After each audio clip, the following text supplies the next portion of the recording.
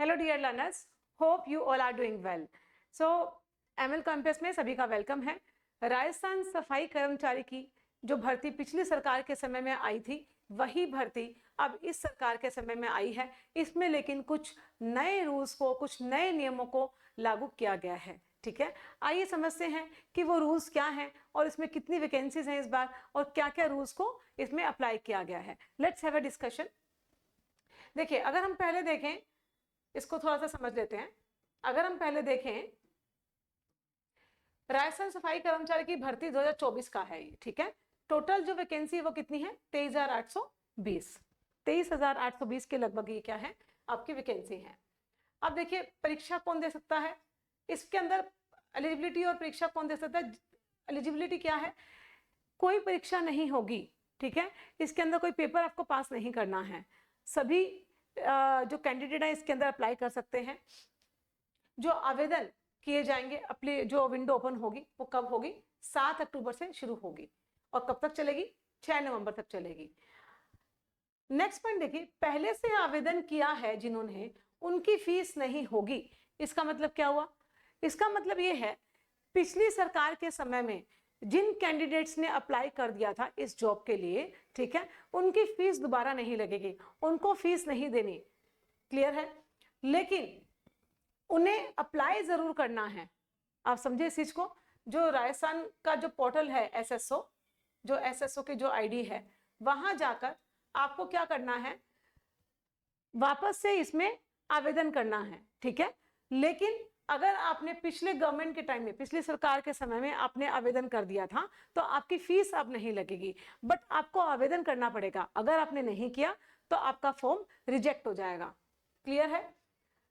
Total जो candidate थे पिछले साल सरकार के समय में, उन्होंने, वो कितने थे? 9,20,000 के लगभग टोटल कैंडिडेट थे जिन्होंने आवेदन किया था। ये सारे जो कैंडिडेट हैं, 9,20,000 के आसपास जो कैंडिडेट हैं, इन सबको फिर से एसएसओ की आईडी पे जाकर आवेदन करना है, बट इनकी फीस नहीं लगेगी बिकॉज उन्होंने ऑलरेडी पे कर दिया है। आगे और देखते हैं क्या है। और भी बहुत सारी इंपॉर्टेंट चीजें, रूल्स क्या एड ऑन किए गए, सारा समझेंगे। वीडियो को एकदम आखिर तक देखना है, ज्यादा बड़ा वीडियो है नहीं, 2 की स्पीड पे करके देख लीजिएगा। देखिए, शैक्षिक योग्यता से ज्यादा क्या है? अनुभव को प्राथमिकता दी गई है। इसका मतलब क्या है? देखिए, आपको कोई एग्जाम तो क्वालिफाई इसमें करना नहीं है, ठीक है, लेकिन जो रूल ऐड किया गया है इस साल वो क्या है?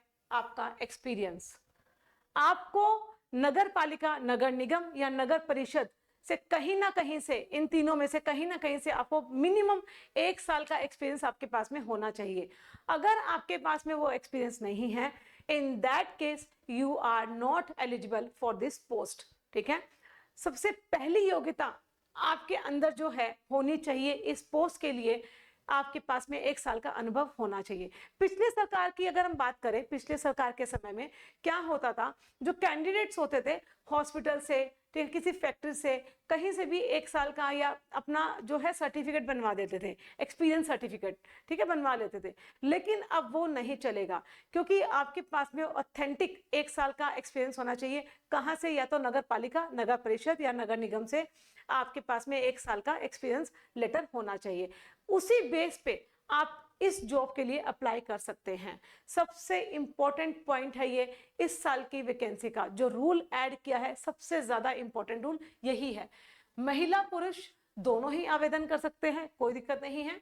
आवेदन कैसे होंगे सभी को मालूम है, ऑनलाइन होंगे। ठीक है, और कहां करेंगे? एसएसओ की आईडी पे जाकर आप आवेदन करेंगे। सैलरी कितनी है? देखिए, 18,900। सोचिए, 19,000 तो इसकी स्टार्टिंग सैलरी है, और कहां तक जाती है ये? 56,800 तक सैलरी जाती है इसकी। कैटेगरी क्या है? गवर्नमेंट जॉब है। लोकेशन जिलेवार। देखिए, लोकेशन से एक चीज समझिएगा आप, जितने भी जो कैंडिडेट हैं, ठीक है, ज्यादातर बच्चे फिर क्या करते हैं कि अलग अलग जिलों से ना अपने आप को अपना आवेदन कर देते हैं। अब वो नहीं चलेगा, आप एक ही जिले से अपना आवेदन कर सकते हैं। मानिए मैं अगर गंगानगर से हूं तो मैं सिर्फ गंगानगर से ही आवेदन कर सकती हूँ, हनुमानगढ़ से, झुंझुनू से या जयपुर से नहीं कर सकती। अगर ऐसा किया तो आपका आवेदन क्या है? रद्द कर दिया जाएगा। ठीक है, ये चीज काफी इंपॉर्टेंट है। एक कैंडिडेट एक ही जिले से आवेदन कर सकता है। अगर वो एक से ज्यादा आवेदन करेगा तो उसका आवेदन क्या हो जाएगा, रद्द कर दिया जाएगा। ये चीज काफी इंपॉर्टेंट है। चयन प्रणाली क्या है, कैसे आपका चयन होगा, लॉटरी सिस्टम है इसके अंदर।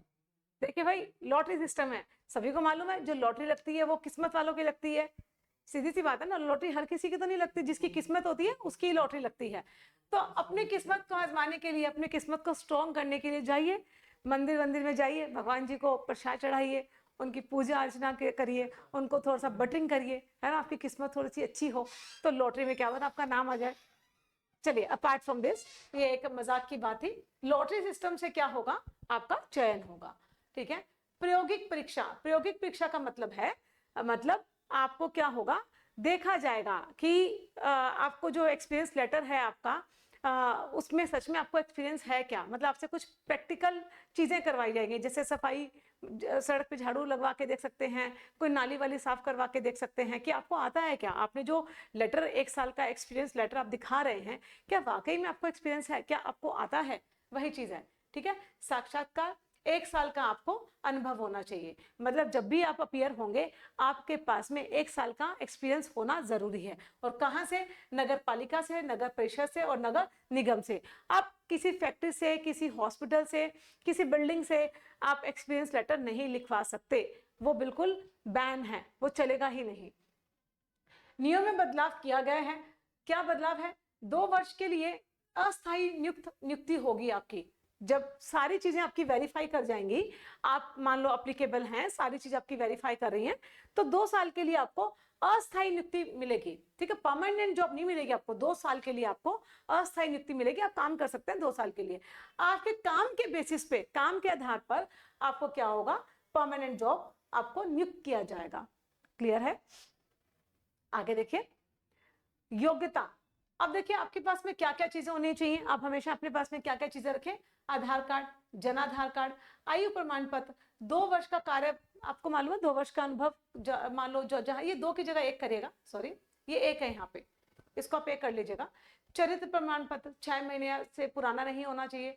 मूल निवास प्रमाण पत्र, जाति प्रमाण पत्र, विवाहित होने की स्थिति में विवाह प्रमाण पत्र, ठीक है। तलाकशुदा होने की स्थिति में तलाक का प्रमाण पत्र आपको देना पड़ेगा। विधवा होने की स्थिति में मृत्यु का प्रमाण पत्र आपको देना पड़ेगा। पासपोर्ट आकार की photo, mobile number, email ID और आपके सिग्नेचर, ठीक है। आयु कितनी है इसमें, 18 मिनिमम है और मैक्सिमम कितनी है, 40 साल है। 1 जनवरी से आपकी जो ये एज है वो काउंट की जाएगी, ठीक है। और जो श्रेणी के अनुसार है वो आयु में क्या है, छूट भी है, ठीक है। अदर कैटेगरी के जो लोग हैं या उनको क्या है, सभी को मालूम है छूट दी जाती है एज के अंदर, वही है जो एज का रिलैक्सेशन है, वही बात इसके अंदर है। आगे देखिए, आवेदन शुल्क, वेरी वेरी इंपॉर्टेंट। जो आपका फीस है, फीस कितनी है, 600 रुपए लगेगी, और आरक्षित वर्ग के लिए 400 है, और जो दिव्यांग है उनके लिए 400 है। यहाँ पे ये बात समझनी है, जिन्होंने ओटीआर में, ठीक है, एसएसओ की आईडी के अंदर ओटीआर में अपना रजिस्ट्रेशन करवाया हुआ है, उनकी फीस ये नहीं लगेगी, ठीक है। और जिन्होंने नहीं करवाया, दे हैव टू पे, उन्हें पे करना पड़ेगा। आगे देखें, एप्लीकेशन जो फॉर्म्स है, जो करेक्शन विंडो है, वो 11 नवंबर को खुलेगी बच्चे, और 25 नवंबर तक ये ओपन रहेगी।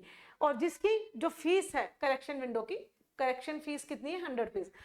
पहली बात तो आपको करेक्शन करना ही क्यों है, फालतू के 100 रुपए बेकार करोगे, है ना। अपने फॉर्म को अच्छे से एक बार में ही ध्यान से पूरा फिल करें, उसको दोबारा मतलब रीचेक करें कि हमने फॉर्म सही फिलअप किया है क्या। सो आज की वीडियो में इतना ही गाइस। आई होप आपको वीडियो अच्छा लगा होगा, एंड वीडियो को लाइक करें एंड चैनल को सब्सक्राइब करें। इससे होता क्या है, हमें एक मोटिवेशन मिलता है कि ये स्टूडेंट्स को हमारा बनाया हुआ कंटेंट पसंद आ रहा है। तो आज के लिए इतना ही। Thank you so much.